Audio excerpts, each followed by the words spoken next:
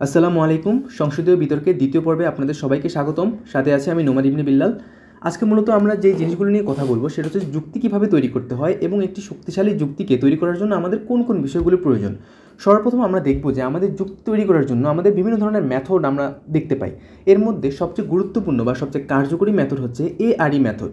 এটা বলতে আমরা বোঝাই অ্যাসারশন, যেটাকে আমরা বলছি বিবৃতি। দুই হচ্ছে রিজনিং, যেটাকে বলি কারণ, এবং তিন নম্বর হচ্ছে এক্সাম্পল, যেটা হচ্ছে উদাহরণ।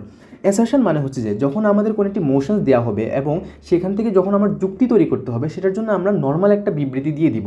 যেই বিবৃতিটা হতে পারে আমাদের চিন্তা নির্ভর বা হতে পারে আমাদের বাস্তবিক জীবন থেকে নেওয়া। ধরলাম আমাদের এমন একটি যুক্তি আসলো যেখানে আমরা বলছি যে সামাজিক আন্দোলনের মাধ্যমে বিশৃঙ্খলা তৈরি হওয়ার অনেক সম্ভাবনা থেকে থাকে। এটা আমার একটি বিবৃতি, আমি একটা অ্যাসারশন দিয়ে দিলাম। এখন এইটার থেকে আমার রিজনিংটা কেমন হবে? আমার রিজনিংটা হবে হচ্ছে গিয়ে যে দেখেন মাননীয় স্পিকার, যখন আমাদের বিভিন্ন ধরনের সামাজিক আন্দোলন হয়ে থাকে সেখান থেকে বিভিন্ন ধরনের রাজনৈতিক দল তাদের ফায়দা হাসিলের জন্য বিভিন্ন ধরনের কাজ করে থাকে। এছাড়া সেখান থেকে জনমানুষের মধ্যে এক ধরনের সংকীর্ণতার সৃষ্টি হয়, সেখান থেকে পুলিশের সাথে মারামারি হয়ে থাকে, এছাড়া বিভিন্ন ধরনের অরাজক পরিস্থিতির সৃষ্টি হতে পারে। তার মানে আমি প্রথমেই বিবৃতি দিলাম যে সামাজিক আন্দোলনের ফলে এক ধরনের বিশৃঙ্খলার সৃষ্টি হয়। দ্বিতীয়ত আমি এই বিবৃতিটা দিলাম সেটার পক্ষে একটি কারণ আমি উল্লেখ করে দিলাম। এখন তৃতীয় আসছে হচ্ছে আমার উদাহরণ। আমি উদাহরণটা কীভাবে দিব? আমি উদাহরণ দিব আমার দেশের বাস্তবিক কোন আন্দোলনের মধ্যে এরকম কোন একটা কাহিনী ঘটে গেছে, এরকম আমি একটা উদাহরণ নিয়ে আসবো। যেমন আমি বলতে পারি যে গত বছরের কোটা আন্দোলনের মধ্যে আমরা দেখতে পাই যে কিছু রাজনৈতিক দল তাদের ফায়দা হাসিলের জন্য কিন্তু আমাদের এই আন্দোলনের সুবিধা নেওয়ার চেষ্টা করেছিল। এছাড়া আন্দোলনের পরে আমরা দেখতে পাই যে বিভিন্ন ধরনের অরাজক পরিস্থিতির সৃষ্টি হয়েছিল। তার মানে আমি আমার উদাহরণটা দিয়ে দিলাম। এভাবে কিন্তু একটি যুক্তি খুবই সুন্দরভাবে দাঁড় করানো যায়। এখন আমরা কথা বলবো হচ্ছে কিভাবে একটি যুক্তি আরও বেশি শক্তিশালী করা যায়। তার মধ্যে সবচেয়ে গুরুত্বপূর্ণ হচ্ছে যে যুক্তির গঠন, যে আমি যুক্তিটাকে কতটুকু সুন্দরভাবে গঠন করতে পারছি এবং কত সুন্দরভাবে প্রমাণের মাধ্যমে এবং ব্যাখ্যার মাধ্যমে সেই যুক্তিটা আমি দাঁড় করাতে পারছি। দ্বিতীয়ত হচ্ছে প্রাসঙ্গিক উদাহরণ, যেটা আমাদের বাস্তবিক জীবন থেকে নিয়ে কোনো একটি উদাহরণের মাধ্যমে সেটাকে সবার সামনে তুলে ধরা, যে এই যুক্তির পক্ষে আমার এই উদাহরণগুলো আছে। আমরা অন্যভাবে বলতে পারি যে কিছু ইনফরমেশনস দেওয়া, যে ইনফরমেশনগুলোর মাধ্যমে আমার যুক্তির বৈধতা কিন্তু আরও বেশি বোঝা যাবে। তৃতীয়ত হচ্ছে প্রতিপক্ষের যুক্তিকে মোকাবেলা করার সেই সক্ষমতা। আমি যখন একটা ডিবেট করব, আমার প্রতিপক্ষ থেকে কোশ্চেন্স আসবে, সেই কোশ্চেন্সের উত্তর দেওয়ার সেই মেন্টালিটি আমাকে রাখতে হবে। প্রতিপক্ষে যে যুক্তিগুলো দিবে সেই যুক্তিগুলোকে চ্যালেঞ্জ করার সেই মেন্টালিটি আমাকে রাখতে হবে, তবেই আমার যুক্তিটা আরও বেশি গ্রহণযোগ্যতা পাবে। এখন আমরা দেখব হচ্ছে যে কিছু প্রস্তাবনার উদাহরণ নিয়ে। এখানে দুটি জিনিস আছে, একটি হচ্ছে যে আমাদের প্রস্তাবনা কেমন থাকে এবং সেই প্রস্তাবনার আলোকে আমাদের বিতর্কটা কেমন হবে। প্রথমে আমরা যদি দেখি যে এখানে বলা আছে এই সংসদ বিশ্বাস করে যে বাংলাদেশের নবায়নযোগ্য জ্বালানিকে অগ্রাধিকার দেওয়া উচিত। এখানে মূলত দুইটি জিনিস খুবই কি ফ্যাক্টর। এক হচ্ছে যে নবায়নযোগ্য জ্বালানি বলতে আমরা কি বুঝতে পারছি, এবং দ্বিতীয় হচ্ছে যে বাংলাদেশের নবায়নযোগ্য জ্বালানির কতটুকু চাহিদা রয়েছে। এটা নিয়ে আমাদের বিতর্কটা কেমন হবে, যে টেকসই জ্বালানি নীতি এবং তার অনুশীলনের গুরুত্ব নিয়ে মূলত আমাদের বিতর্কটা হবে, যে আমাদের জ্বালানি নীতিটা কেমন এবং বাংলাদেশের কতটুকু গুরুত্ব রয়েছে। দ্বিতীয় মোশনের দিকে যদি আমরা লক্ষ্য করি, দেখব এখানে বলা আছে এই সংসদ সোশ্যাল মিডিয়া কন্টেন্টের উপর কঠোর নিয়ন্ত্রণ সমর্থন করে। তার মানে আমরা বুঝতেই পারছি এখানে মূলত আমাদের বলা হচ্ছে যে সোশ্যাল মিডিয়া কন্টেন্ট কেমন এবং সেই কন্টেন্টের ভালো খারাপ বা ভুল তথ্য, ক্ষতিকর তথ্য নিয়ে এটা আমরা কিভাবে এটাকে নিয়ন্ত্রণ করতে পারি। এটার নিয়ে আমরা বিতর্ক করবো হচ্ছে ভুল তথ্য, ক্ষতিকর বিষয়বস্তু এবং নিয়ন্ত্রণের প্রয়োজনীয়তার সাথে আমাদের কি বাক স্বাধীনতা থাকবে সেটা নিয়ে আমরা বিতর্কটা করব। তৃতীয় যে বিষয়টা আমরা দেখতে পাচ্ছি সেটা হচ্ছে যে এই সংসদ বিশ্বাস করে যে শিক্ষা জাতীয় উন্নয়নের চাবিকাঠি। তার মানে আমাদের জাতীয় উন্নয়নের জন্য শিক্ষাটা কেন গুরুত্বপূর্ণ সেটা নিয়ে আমরা বিতর্কটা করব। যেমনটা এখানে বলা আছে যে একবিংশ শতাব্দীর জ্ঞানভিত্তিক ও প্রযুক্তি নির্ভর এই বিশ্বে টেকসই উন্নয়নের জন্য আমাদের শিক্ষাটা কেন গুরুত্বপূর্ণ সেটা নিয়ে মূলত আমাদের বিতর্কটা হবে। তো এই ধরনের কিছু প্রস্তাবনা থাকে এবং এইটার আলোকে আমাদের এভাবে বিতর্কটা করে যেতে হয়। এখন আমরা কিছু বাস্তব উদাহরণের মাধ্যমে বিতর্কটা বোঝার চেষ্টা করব। এখানে একটি মোশন দেওয়া আছে যেটাতে বলা আছে হচ্ছে এই সংসদ বিশ্বাস করে অন্তর্বর্তী সরকারের মেয়াদ 5 বছর করবে। তার মানে এখানে আমাকে বুঝতে হবে যে অন্তর্বর্তী সরকার মূলত কি, অন্তর্বর্তী সরকার কেন আসে এবং অন্তর্বর্তী সরকারের মূল লক্ষ্যটা আসলে কি। সেখান থেকে আমাদের সরকারি দলের যুক্তি এবং বিরোধী দলের যুক্তি আসবে। তো আমরা যদি একটু দেখার চেষ্টা করি যে সরকারি দল থেকে কেমন যুক্তি আসবে হচ্ছে প্রথমত রাজনৈতিক স্থিতিশীলতা নিশ্চিত করবে। যে দেখেন একটি দেশের অন্তর্বর্তী সরকার যখন একটি দীর্ঘমেয়াদ থাকবে তখন তারা চেষ্টা করবে যে একটি রাজনৈতিক স্থিতিশীলতা নিশ্চিত করা। দেশের মধ্যে প্রত্যেকটা রাজনৈতিক দলের মধ্যে যেরকম বিশৃঙ্খলার সৃষ্টি হয় সেগুলোকে দমিয়ে রেখে একটি রাজনৈতিক পরিবেশ সৃষ্টি করা, যাতে করে সবাই সুন্দরভাবে রাজনীতি চালিয়ে যেতে পারে। দ্বিতীয়ত তারা বলতে পারে যে দল নিরপেক্ষ শাসন ব্যবস্থা গঠন করা। যেমন আমরা যদি দেখি বাংলাদেশের মধ্যে যে একটি দল সরকার আসার পর তার নিজের দলের প্রতি কিন্তু এক ধরনের সহানুভূতি কাজ করে এবং নিজের দলের সর্বাপেক্ষা কিন্তু তারা সুযোগ সুবিধা দিয়ে থাকে।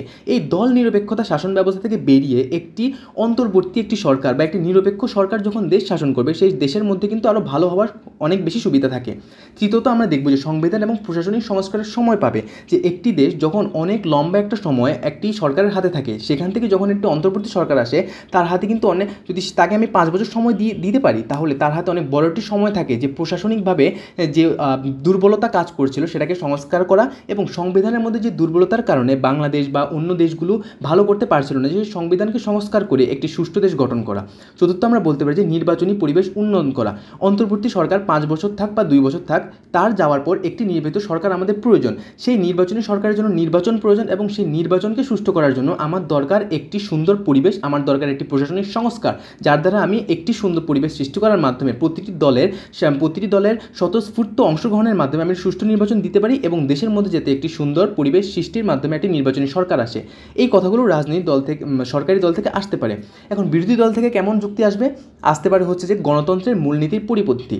অন্তর্বর্তী সরকারের কোনো ধরনের উল্লেখ কিন্তু আমাদের সংবিধানের মধ্যে নাই, এরা গণতন্ত্রের পুরোপুরি পরিপন্থী। এটা কোনো ধরনের নিয়ম ছাড়া কিন্তু একটি অন্তর্বর্তী সরকার দেশের শাসনভার গ্রহণ করেছে। তাহলে সেই ক্ষেত্রে আমরা কিভাবে তার উপর বিশ্বাস রেখে আমাদের গণতন্ত্রকে তার হাতে ছেড়ে দিতে পারি? এটা আসতে পারে। দ্বিতীয়ত আসতে পারে যে দায়বদ্ধতার অভাব। আমরা কিন্তু একটি রাজনৈতিক দলের দায়বদ্ধতা করতে পারি। একজন রাজনৈতিক দল যখন খারাপ কোনো কাজ করে, অপর রাজনৈতিক দল সেটা সমালোচনা করতে পারে, কিন্তু অন্তর্বর্তী সরকারের যেহেতু কোনো উল্লেখ সংবিধানের মধ্যে নেই, তাহলে তার দায়বদ্ধতার কিন্তু কোনো জায়গা থাকে না। সে 2 বছর ভালো কাজ করুক বা খারাপ কাজ করুক, সে চলে যাওয়ার পর কিন্তু আমরা তাকে প্রশ্ন করতে পারবো না যে সে কোন কাজগুলো করেছিল। তৃতীয়ত হচ্ছে ক্ষমতার অপব্যবহারের একটি ঝুঁকি থাকে। আমরা যখন খুবই লম্বা একটি সময় একজন মানুষের হাতে দিয়ে দিব, তখন তার মধ্যেও কিন্তু একটি ফ্যাসিবাদ জন্ম নিবে, এবং সেখান থেকে সে নিজের ক্ষমতার অপব্যবহার করার চেষ্টা করবে।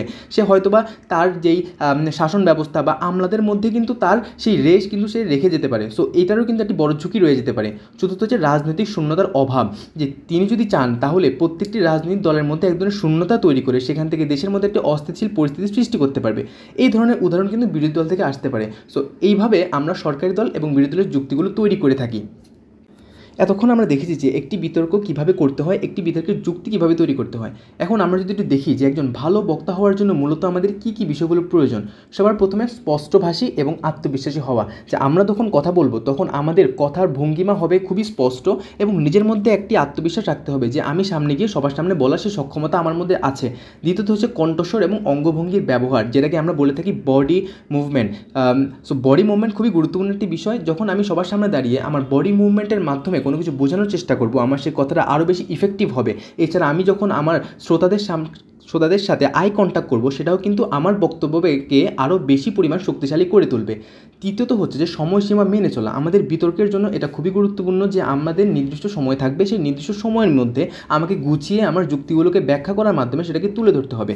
আমার সময়ের বাইরে যদি চলে যায় তাহলে আমি যত শক্তিশালী যুক্তিই বলি না কেন, সেটা কিন্তু আমার ডিবেটের মধ্যে কোনো ধরনের ইফেক্ট পড়বে না। তাই আমাকে সময়সীমা মেনে আমার বিতর্কটা করতে হবে। চতুর্থ হচ্ছে প্রতিপক্ষের যুক্তির সরাসরি জবাব দেওয়া। প্রতিপক্ষ থেকে যে কোশ্চেনগুলো আসবে সেগুলোকে সরাসরি জবাব দেওয়ার সেই সক্ষমতা রাখতে হবে, এবং তাদের যুক্তির বিপরীতে গিয়ে কথা বলার সেই সক্ষমতা রাখতে হবে। তবেই আমরা একজন ভালো ডিবেটার হতে পারবো।